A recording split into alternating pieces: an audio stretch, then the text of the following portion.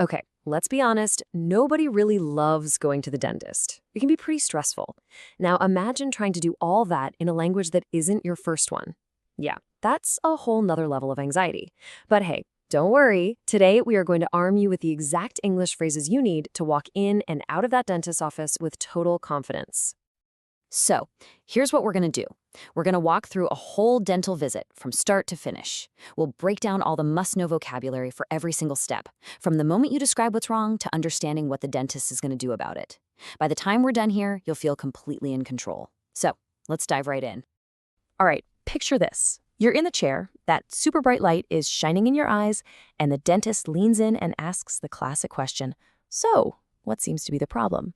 Well, this is your moment. This is where being clear and specific right from the get-go makes all the difference. Now, this sentence is just perfect. Why? Because you've just given the dentist 3 super important clues all at once. Where it hurts, how long it's been hurting, and, this is the key part, what kind of pain it is. You're not just saying, "Ouch, my tooth hurts." You're giving them a real, detailed clue. And that brings us to a really powerful word. Throbbing. It's such a great word. It instantly paints a picture of a pain that's pulsing, like a little heartbeat right in your tooth. For a dentist, a word like throbbing is like a giant clue in a mystery. It helps them figure out what might be wrong fast. Just remember, being specific helps them help you. It's that simple.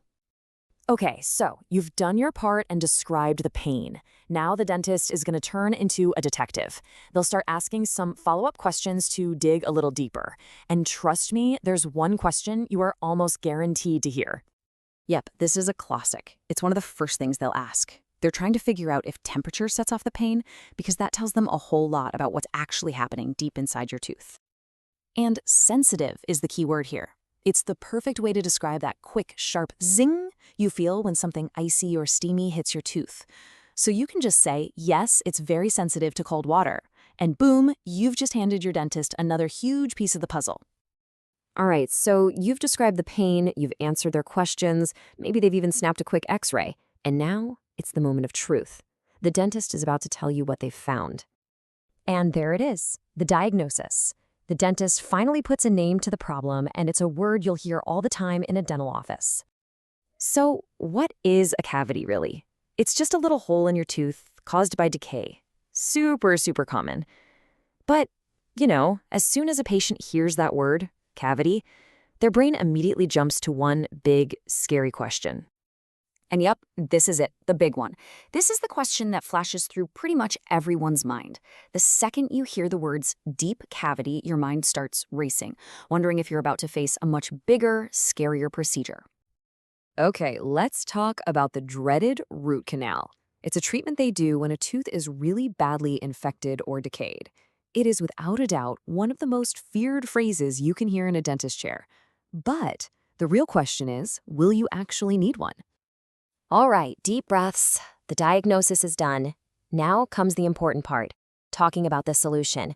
And hopefully, you're about to get some really good news. Phew, you can breathe a huge sigh of relief. This is exactly what you wanted to hear. The problem isn't so bad, and the fix is pretty simple. So, what exactly is a filling, anyway? A filling is, well, it's pretty much what it sounds like. The dentist cleans out all the bad stuff, the decay, and then fills up the little hole with a special material. It is one of the most routine, common procedures a dentist does. But, even if it's simple, it's totally normal to feel a little anxious about it. Now, this phrase right here is so important. This is you taking control of the situation. This is how you speak up for your own comfort. Remember, it is always, always okay to tell your dentist that you're nervous and to ask for what you need to feel more comfortable. So when you ask to be numb, you're just asking for that little bit of anesthetic that makes it so you can't feel any pain. And after you ask, you can bet your dentist will say something reassuring like, "Of course, don't worry, you won't feel a thing." Okay, the hard part's over. The filling is done, you made it through, you're almost ready to head out the door. But hang on, there's just one last step, getting the instructions for what to do next. You are definitely going to hear something like this. The dentist is just giving you a heads up about how the anesthetic feels as it wears off.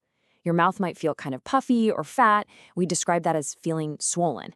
They just want you to know it's totally normal and it'll go away in a few hours. No need to panic. And just like that, look at what we just walked through. You started by describing a specific pain, then you got the diagnosis, you talked about the treatment options, you made sure you'd be comfortable, and you got the aftercare plan.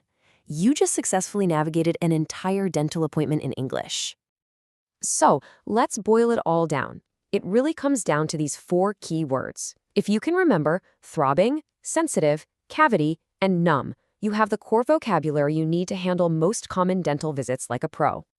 So there you have it. See? A trip to the dentist in English doesn't have to be so intimidating.